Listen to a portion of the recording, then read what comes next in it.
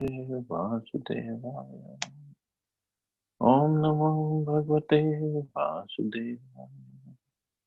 Narayana Namaskritya Naram Chaiva Narottam Devim Saraswatim Vyasam Tato Jayam Devim Nashtuprayeshu Bhadreshu Nityam Bhagavata Sevaya Bhagavati Uttam Shloke Bhaktir Bhakti Naishtikaya.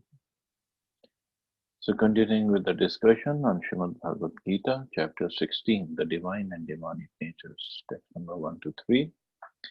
There's so many, 26 qualities exactly given here, divine qualities, and we had discussed until Ahimsa. So we'll discuss from Satyam quality onwards. So Prabhupada writes, Satyam. This word Satyam means that one should not distort the truth for some personal interest. Nice definition. One should not distort the truth for some personal interest. In Vedic literature, there are some difficult passages, but the meaning or the purpose should be learned from a bona fide spiritual master. That is a process for understanding the Vedas. Shruti means that one should hear from the authority.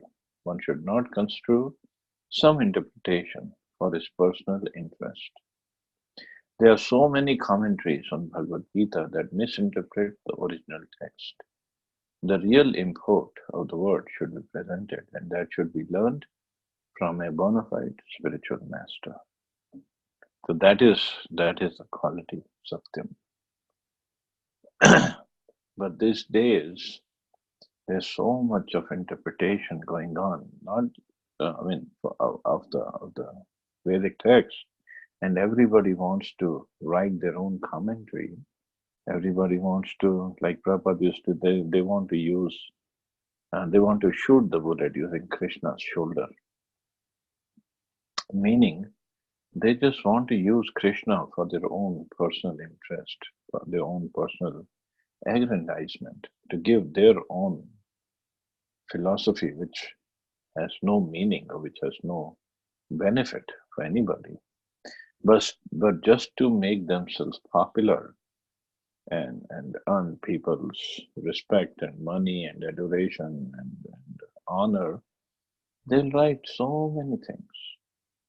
And they'll pass on as a big teachers, big acharyas. But it's all asatyam. There's nothing satya. There's no truth in that.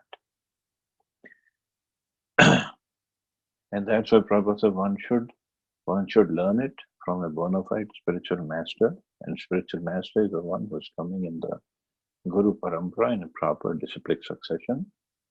And then when we learn the truth from him and present it as it is, the manner of presentation, the language could be different. Just like Prabhupada.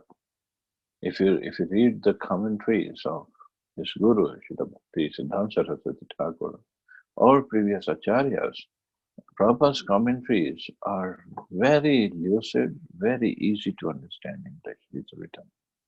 And he has given,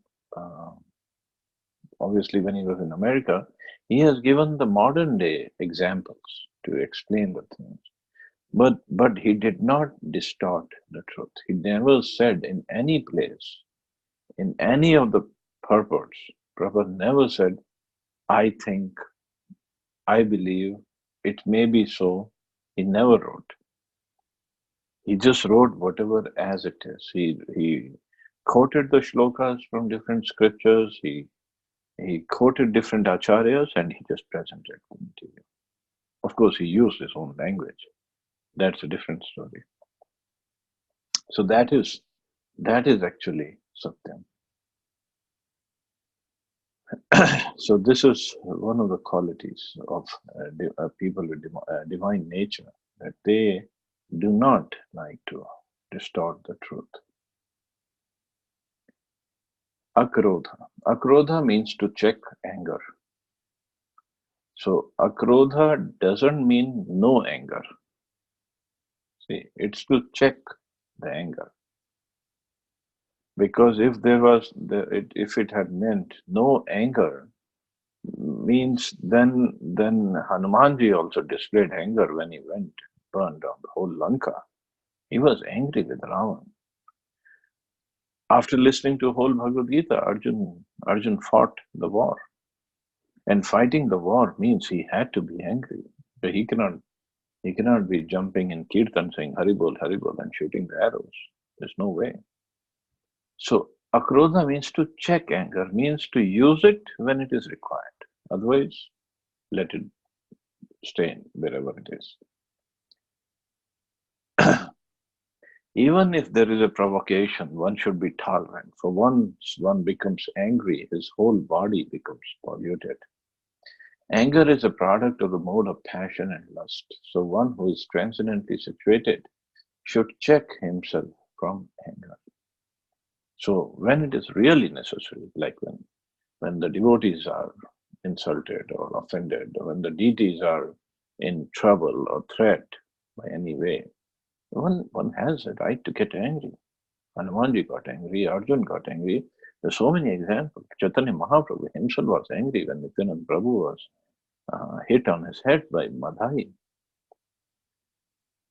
But not to get angry unnecessarily. For one's own self, one should tolerate.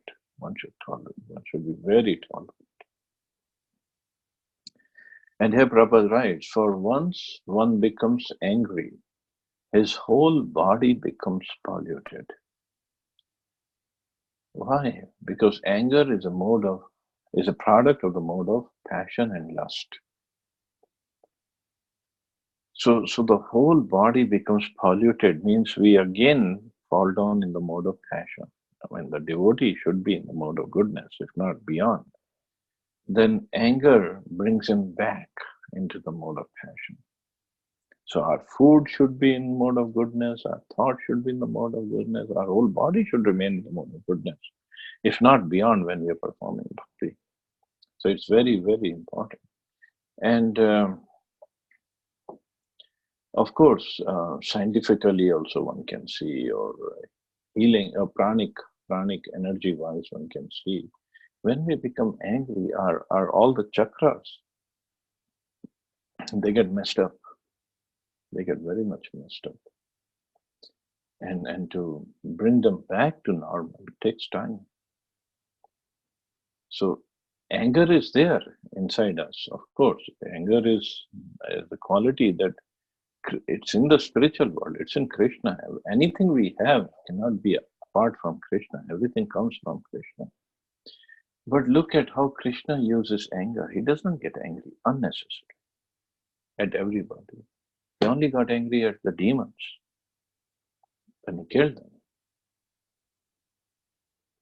So quality of anger is there, and it has to be rightly used, and not unnecessarily, not excessively, and not just on each and everybody. Apassionam. Apassionam means that one should not find fault with others or correct them unnecessarily. Of course, to call a thief is not fault finding, but to call an honest person a thief is very much offensive for one who is making advancement in spiritual life. So one should not find fault with others or correct them unnecessarily. Very, very important quality. Otherwise, we will end up committing offenses. Even if, of course, here Prabhupada says, to call a thief is not fault finding. But even if we call honestly a person who's stealing, we call him thief not out of the mood of helping him spiritually, but to just get him in trouble or get some allegations on him so he's out of the way. That's also not correct. The mood of a devotee is to uplift, to help everybody in uplifting them spiritually. Just like when this temple of Ranganathji, Sri Rangam, was being built by different alvars who were helping. There was one alvar, of course, Radha Prabhu can tell his name because I don't remember the names. He he had a background when he was that he used to be a robber or a dacoit. So then he became a alvar. Alvar means a saint, just like in Gaudiya Vaishnavism, or we have 6 Goswamis, or in the scripture they mention 12 Mahajans. So alvar means a saint of that category, a Mahajan. So lots of money was required to build the temple for Rangnathji. So this Alvar, he still knew his previous um, buddies. So he called them and he told them that we need money for the temple building. So I need money. By hook or crook, just bring the money. So all these dacoits or robbers, they just knew one way of making money. They just didn't know how to go about and do business or take up a job and make money. They didn't know. So they did the same things, and they did it to bigger extent, a bigger scale now, because they needed money for this Alvar. They had no faith in Rangnathji. They just had the faith in Alvar, this saint. So after the temple was built, this Alvar, the saint, he asked all these donors, so-called donors, to follow him. And there's a river, I believe it is Kaveri, behind Rangnath temple, and he took them on that river. And they were hesitating, where is the saint going? But then they saw Alvar was walking on the water of Kaveri. So they followed him. They had full faith in him. And they also walked on water behind the Alvar. But when they reached halfway through, all these dacoits and robbers, they drowned in Kaveri. And the Alvar only survived. And he came back. So his point was, yes, they have committed robbery and dacoit. They were dacoits. They kidnapped so many people. But somehow or other they got money, and they have served Rangnathji. But now, since this temple is built, the project is finished. If they continue with these activities, because the propensity is not gone yet, they will suffer a lot. So he took them to Kaveri and drowned them, and they all died, and they went back to Vaikuntha. So a bona fide devotee, bona fide spiritual master, can help somebody make progress like that. But if he had just found faults with all these dacoits, of course they were full of faults, but finding more faults with them and not helping them spiritually would not have taken them anywhere. So obviously, for that purpose, one has to be very advanced and very expert in dealing with these kind of people. But at the same time, we have to understand fault finding is a very big offense, especially for people of our caliber who are just somehow or other getting to start the path of bhakti. So the fault finding tendency is so much inside, so much.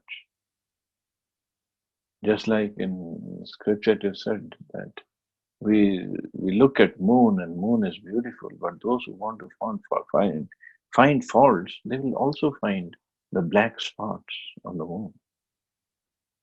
Or they will only find the black spots on the moon. It depends how much the tendency is there. So, but for us, fault finding is so natural and it gives so much of pleasure.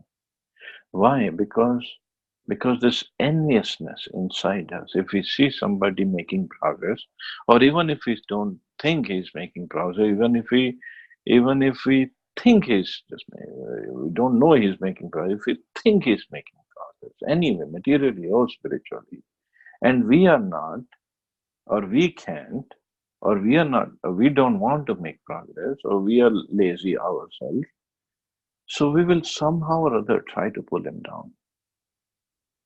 Not to our level, to a level below than us. So what's the best way? Best way is to find faults with him. At least, even if we don't pull him down, at least in our heart we are convinced that he's he's lower than us. He's on a platform lower than us. So it gives so much of pleasure, so much of comfort to our heart. Because I'm not making progress, but the other person is also not. Then it gives me some relief that yes, I'm right. I'm okay. But this is nonsense. Who's going to judge that?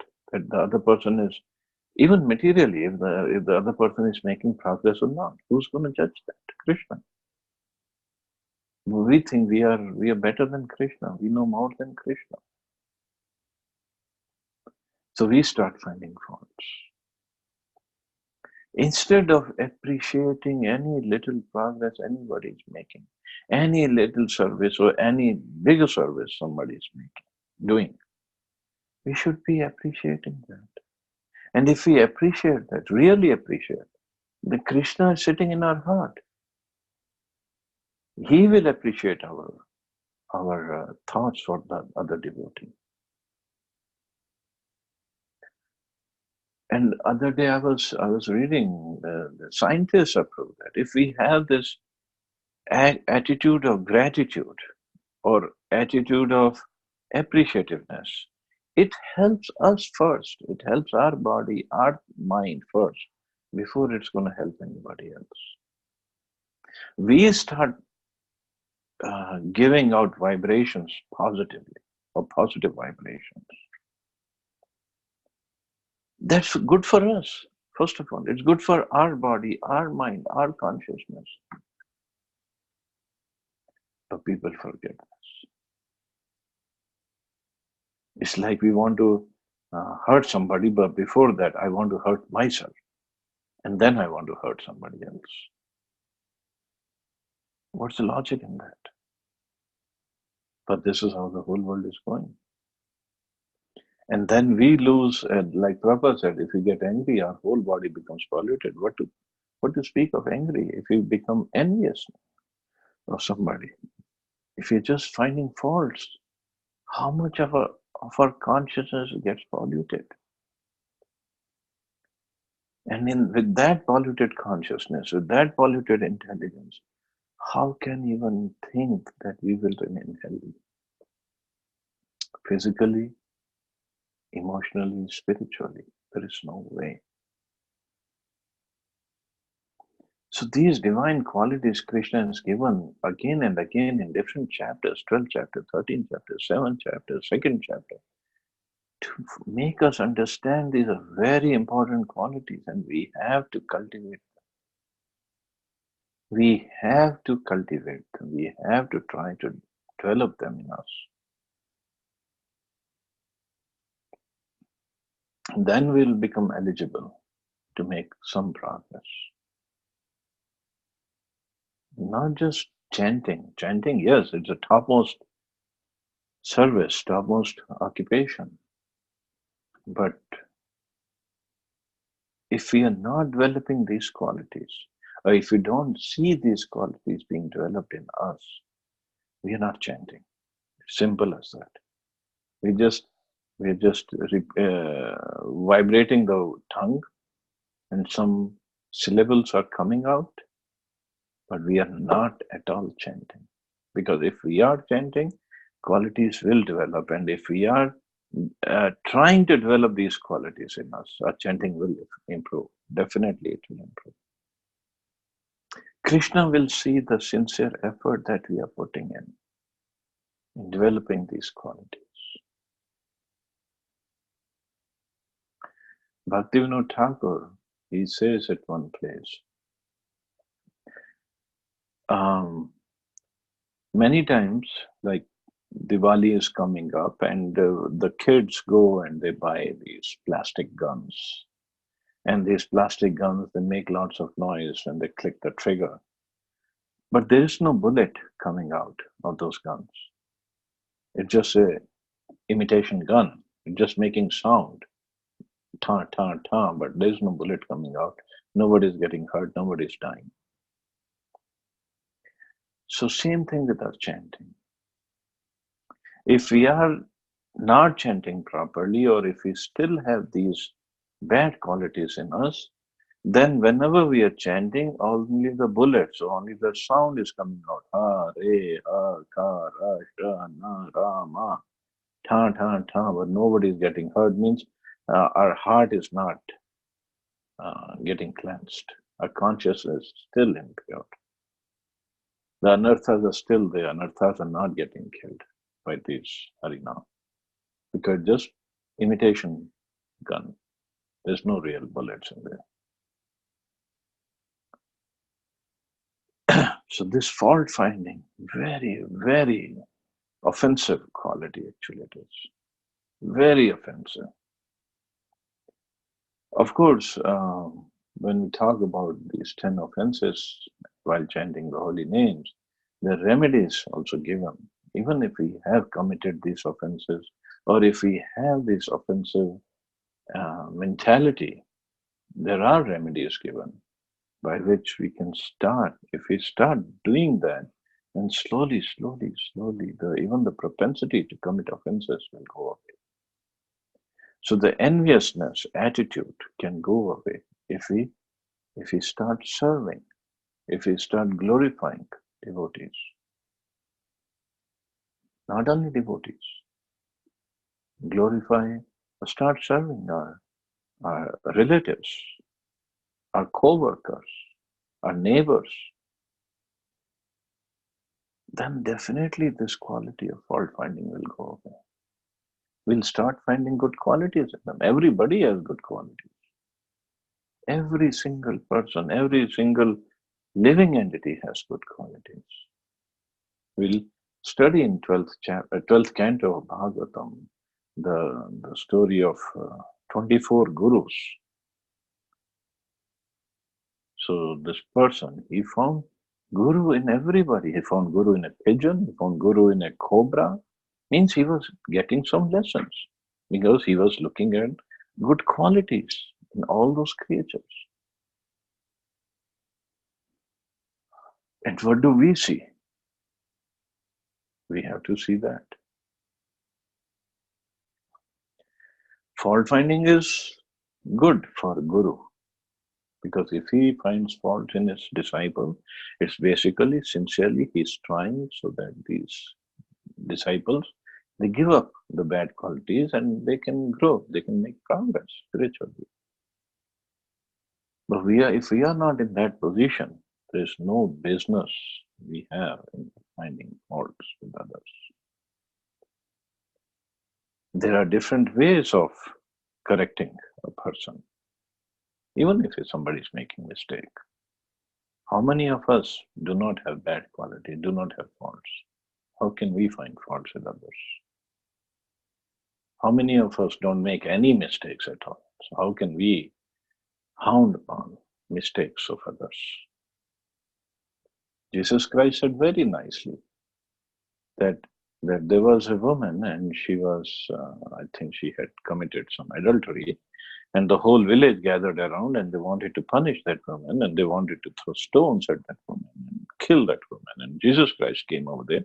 He said, yes, you all have the right, but the first stone should be cast by a person who has no fault, who has not committed any mistakes. All the villagers left. When it comes to others' faults or others' mistakes, we become the biggest, most expert judge. When it comes to our faults or our mistakes, our shortcomings, we become the biggest lawyer to defend ourselves. That's our problem. And that's why we cannot make progress. So we have to be very, very careful when dealing with anybody. Everybody has good qualities. We should be, Bhagavatam also talks about, we should be like a honeybee. Honeybee goes anywhere and she just sucks out honey or pollen from that flower and brings it back to the hive and collects it over there. But when the fly goes, just a normal fly goes anywhere, he always looks for some sore spot or some bad spot because he loves that. He always goes and sits on that. He'll not go and sit on a fragrant flower. So our mind is also like that. We also look for bad qualities in others so we can pull them down or we can press them down. Why? What if others look for bad qualities in us? How many they'll find? Plenty.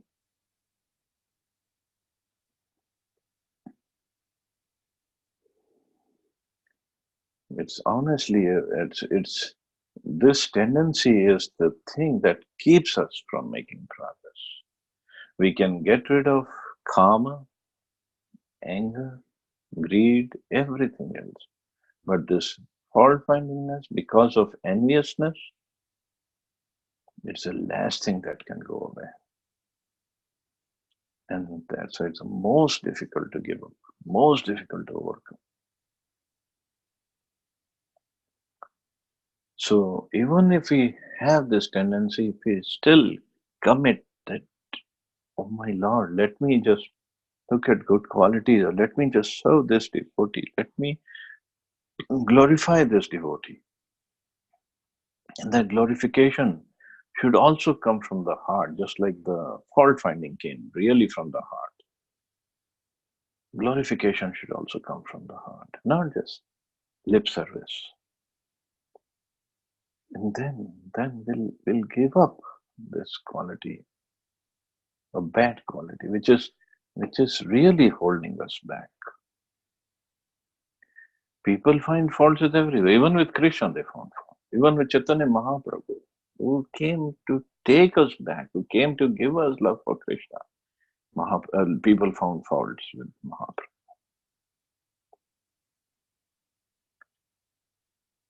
So those who did, even if there was one devotee named Ramchandra Puri, Jagannath Puri, he was actually god brother of spiritual master of Chaitanya Mahaprabhu. He was god brother of Ishwar Puri.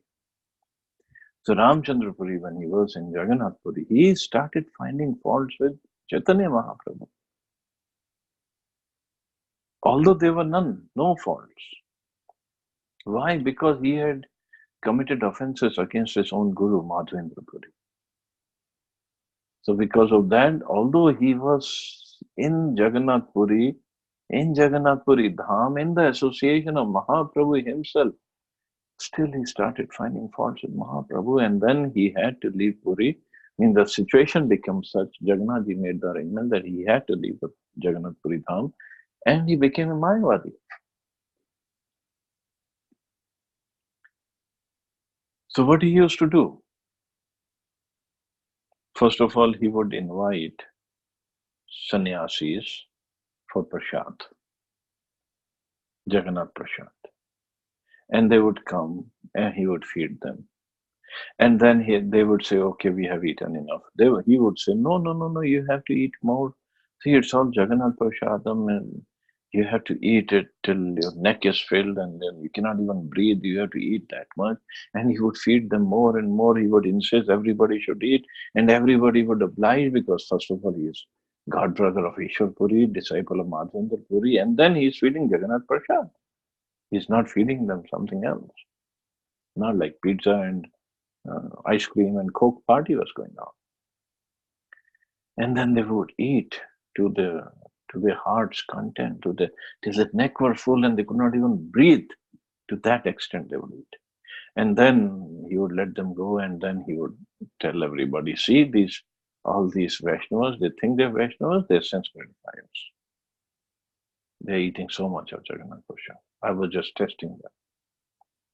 So devotees were afraid of even talking to him. And then one day he invited Chaitanya Mahaprabhu, and Mahaprabhu came, and he again fed him so much. And then he was criticizing Mahaprabhu. And he fed Mahaprabhu so much of sweets. He's saying, oh, this Jagannath Prasad, and that is Jagannath Prasad. He's fed him so much of sweet.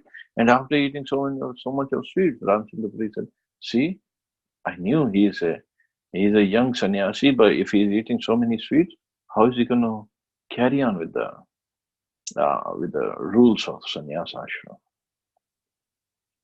How is he going to control his senses if he's going to eat that much sweets? And so he must be eating that many sweets always, and so I'm pretty sure his senses are not in his control.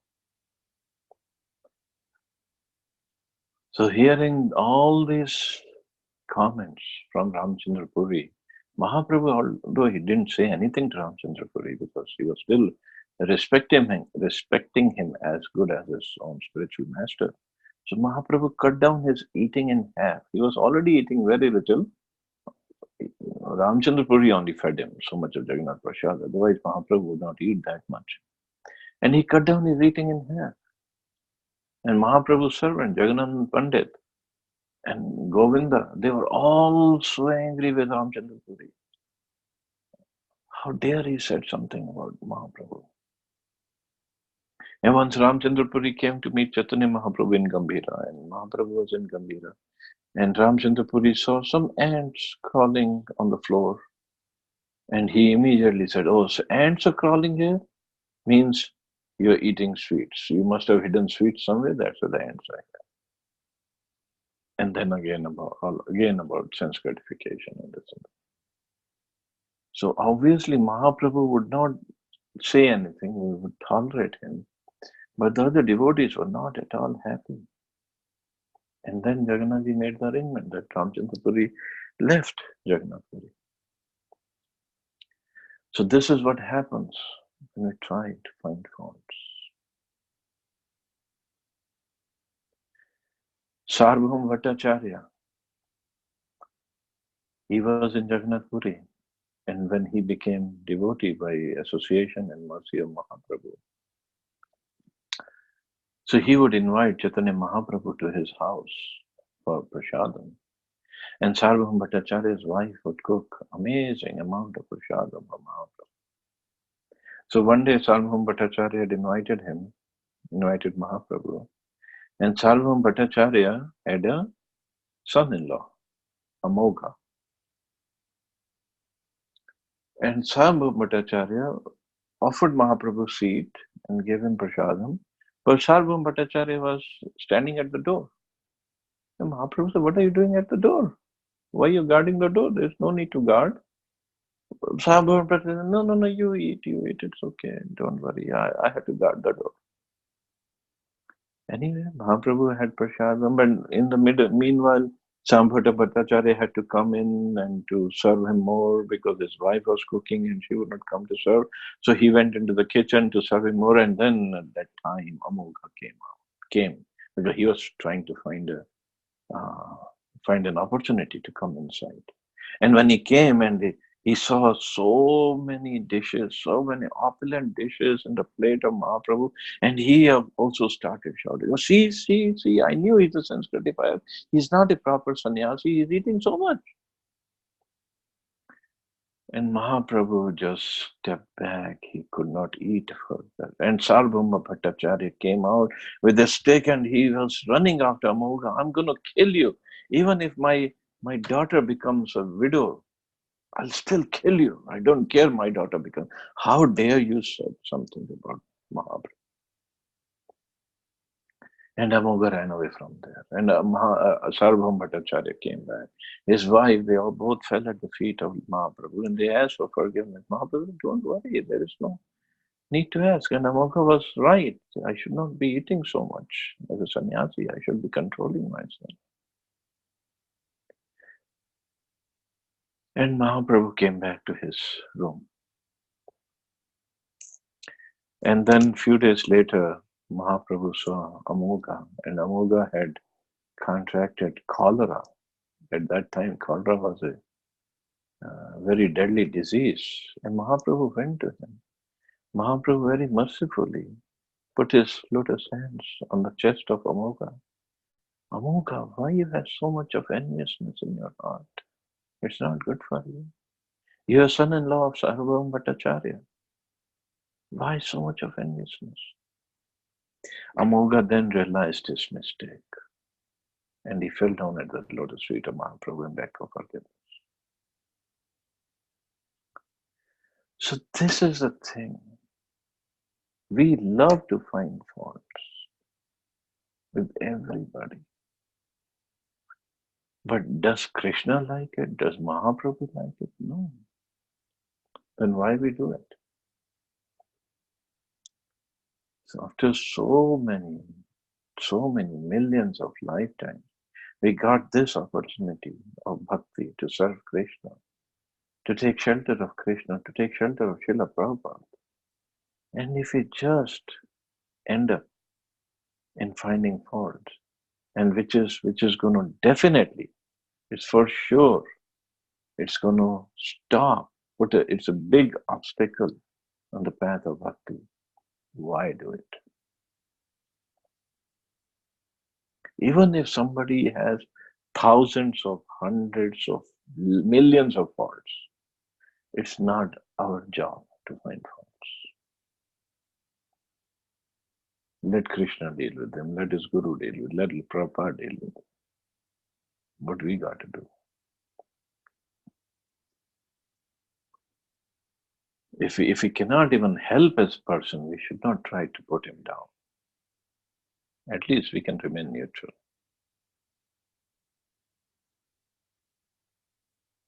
Understand, we have to understand who does not have faults. Tell me a single person besides Srila Prabhupada who does not have faults. Nobody. Now it's up to us. What are the qualities that we focus upon? And in fact, the qualities of Vaishnavas, the qualities are not others that we focus upon, that's why it is said, no? If you look at closely that love matra sadhu sangha sarva siddhi hoya. Means if we associate with a sadhu for just love matra is one sixth or 1/7 of a second. But what is that idea of association? Association not just, oh Maharaji, please come and take prasad and that's not, that is association, but what the right meaning of association is, we focus on one of his qualities and we try to develop that quality in us. Even if he has thousands, we just focus on one. That will be good enough for us to make progress. So when we focus on good qualities of others, the idea is we should try to develop those qualities in us. It is like Guru speaking to us. Then we are developing those qualities. That quality should be like a Guru for us. And everybody had wonderful qualities. So that is the idea of love matra sadhusam. So when we look at good qualities, means we are associating with that quality and we are trying to develop that quality in us. When we look at faults of others, we are associating with the faults, the negative, the bad qualities in others, which he might not have, which maybe we are just imagining he has. But we are developing that bad quality in us, knowingly or unknowingly. By talking about it, by thinking about it, by delving into it, by focusing on it. Why? We got plenty of bad qualities in us. Why? We don't need any more of those. Whether the person has or whether we are imagining, who cares? But we have to worry about ourselves.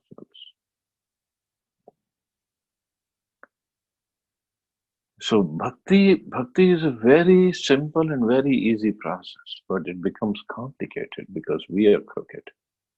We are complicated people. And then we make and then we make plenty of mistakes. Next quality, Hri. Hri means one should be very modest and must not perform some act which is abominable. So one should be very modest and very simple. Achapalam, determination, means that one should not be agitated or frustrated in some attempt. There may be failure in some attempt, but one should not be sorry for that. He should make progress with patience and determination. See, there may be failure in some attempt. May be failure in attempt of following the four regulative principles. There may be. Yeah, we are all conditioned souls. We have our own sanskaras. We have our own tendencies from so many previous lifetimes sitting here in the material world. But we, of course, Prabhupada, we should not be sorry because that failure Prabhupada is mentioning for some other. But we should be sorry, but then we should start making more progress with patience and determination.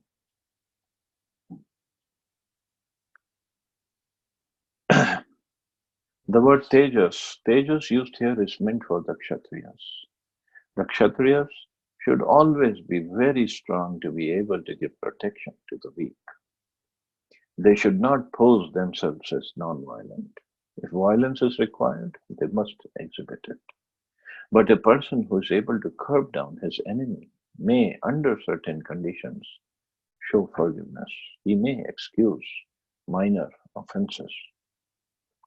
Of course, this quality was more for like Arjuna because he was saying, I don't want to fight. And Krishna was, you have to fight. You're a Kshatriya.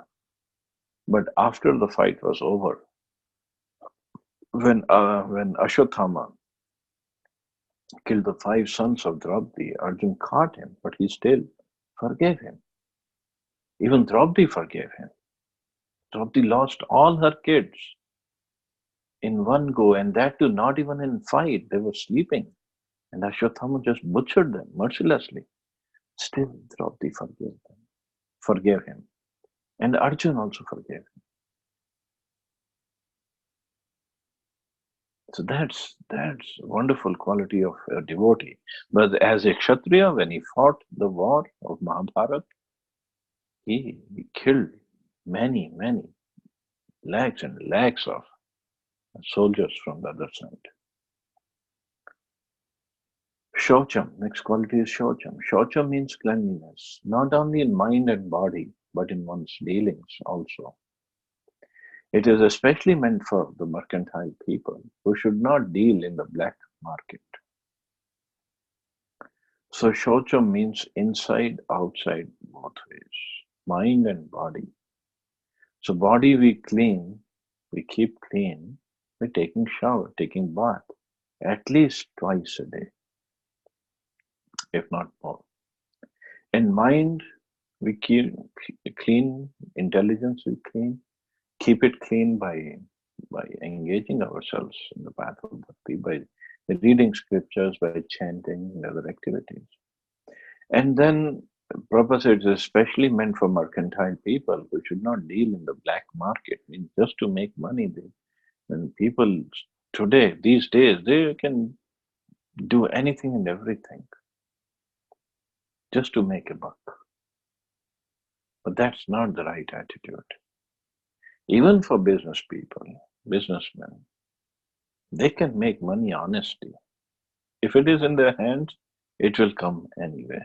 So why adopt some unfair and dishonest means? And if the money is not there, no matter how much dishonesty we do, how much stealing or other kind of activities we do, money will not come. We'll get some karmas to begin, but money will not come. So one should have that kind of faith in this Lord and make money. Krishna never says do not make money. Make money. One should make money, but make money honestly. That's all.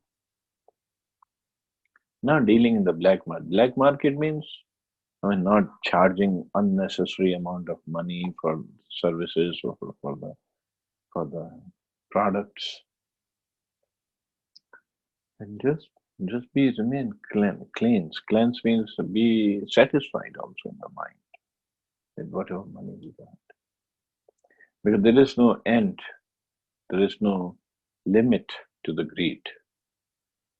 There is no limit. The greed keeps on growing and growing. We have only this much need, but the greed, there is no end. So to just to satisfy our greed, we should not just go and try to make money by dishonest means.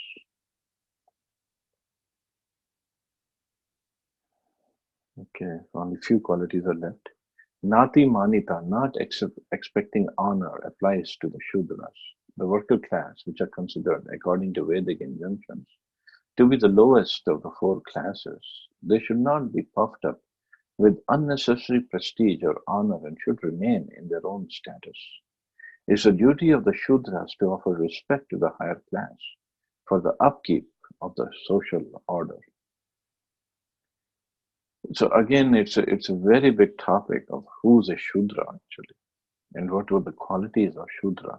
It will come in 18th chapter. Qualities of Shudra: Paricharyatmakam karma Shudrasyapi svabhavajam. Means Shudras are meant to serve the other three higher classes: Brahmins, Kshatriyas, and Vaishyas. So Shudra doesn't mean just any laborer, any dirty person who is drinking alcohol and eating meat. No. If they are serving Brahmins, mean they would also come in the kitchen and cook in Brahmana's kitchen, clean their houses, give them massage, clean their clothes. That means they have to be clean also. Otherwise, Brahmins would not let them touch their food, their kitchen, their body. So Shudras doesn't mean just any unclean person that is Shudra. That is lower than Shudra. Chandal and Yavan and Malich and so many other lower qualities of people are there. But Shudras come in Varnashram system. Shudras are not out of Varna. They are in the Varnashram system. So it's also a very respectable post actually. But since their subhav, their guna, the quality is to serve others, so the idea is they should not expect any respect for themselves, because if they become puffed up, they will not serve. They'll stop serving. And that will be bad for them because it will create full chaos in the whole social system. So this Varnashram system or the division of caste was not based on birth. Of course, we can think, oh, I'm a Brahman because everybody loves to be Brahman or a Kshatriya, but we have to see our guna and karma. It's based on guna, qualities, and the karma, not based on birth. So all these 26 qualifications mention the transcendental qualities. They should be cultivated. See, Prabhupada is also writing. They should be cultivated, not that just because we have taken initiation or we have very nice dhoti kurta, nice kanti mala, wonderful tilak, shikha. So we have become devotees and we have all these qualities developed in us. No, we have a long way to go. They should be cultivated according to the different statuses of social and occupational order. Like for Shudras, they should not be after respect. For mercantile class, Shosha means they should not deal in the black market and other qualities. The purport is that even though material conditions are miserable, if these qualities are developed by practice by all classes of men, then gradually it is possible to rise to the highest platform of transcendental realization. So we have to practice, we have to work on this, we have to maybe make a list of it and take a printout, keep it in front of your table or wherever. So we can at least read it every day and delve on it, how we can develop these qualities, how these qualities will help me on the path of bhakti. Because the ultimate goal is nothing else but to make progress on the path of bhakti. So I'll stop here. See anybody has any questions or comments.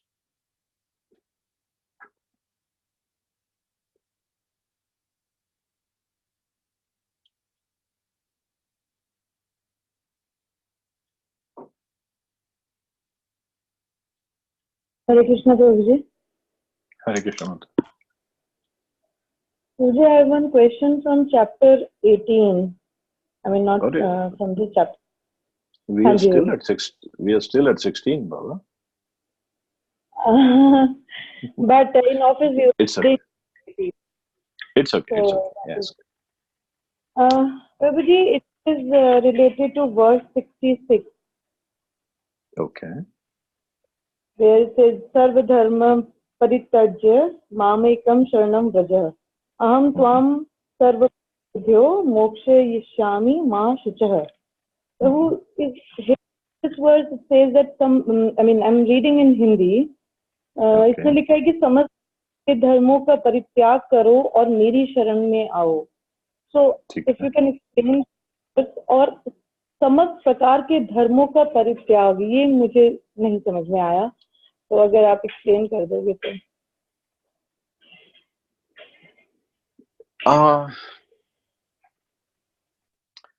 See that the stage of full surrender, it comes later. But what Krishna means is, give up all kinds of religion. Religion means, here dharma. Dharma means our occupational duties.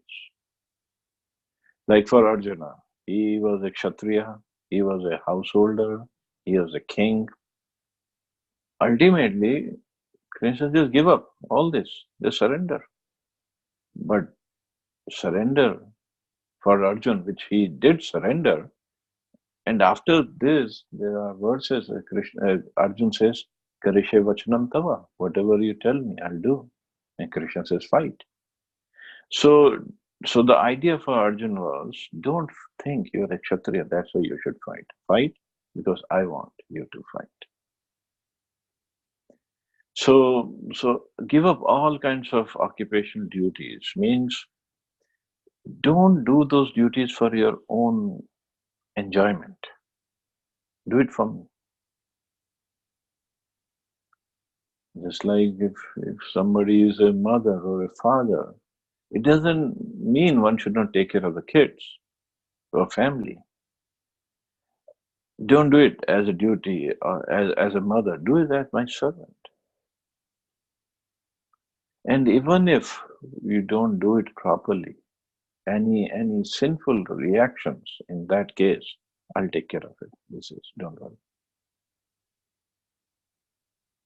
Or like Prabhupada, he left his family, he left his business. Of course, his business, Krishna basically took it away.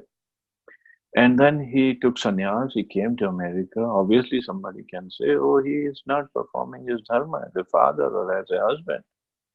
But Prabhupada performed bigger dharma of serving Krishna's mission. So even if we go see that from this angle, Krishna says, don't worry, I'll take care of any sinful reactions. And obviously Krishna took care of his family also. That's a different story, but one has to have full faith. That requires lots of faith to take up. So for us, we have to do our duties. We have to perform our responsibilities, take care of them, but understanding that this family actually belongs to Krishna and I'm a servant of Krishna. So I better take care of this family very nicely. Or the job or the relatives or whatever work we are doing. Is it okay? Yes, Ajay. I mean, you mean to say that whatever we are doing, we should not be attached to the results. We have to give up the results. And then, I mean, we have to continue performing these duties, our karma, whatever our dharma is. And then, but renouncing the result of those actions. And that is the parityag Krishna is referring here? First of all, better result is not in our hand anyway. Yes. No, but the Yes, I mean, result in the sense we should not be so much of attached. Be attached to Krishna service, and Krishna will take care. I mean, it doesn't mean giving up results that we become indifferent to our duty. We still have to do it enthusiastically. I don't care, not that attitude. I don't care. It's Krishna's doing. No, we still have to do it properly. See how so what Arjun tyag, fought. but Yeah, what sorry. tyag we are doing? I'm saying what tyag we are doing here. Tyag of our enjoyment or our thinking, I'm the doer.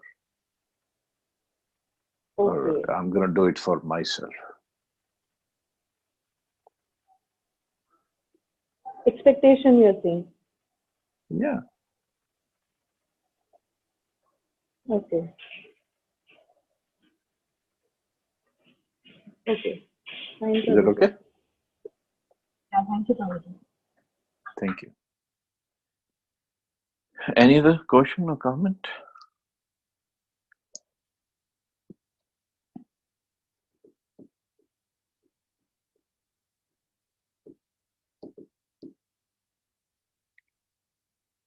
So I guess we can stop here. You all have a wonderful Saturday.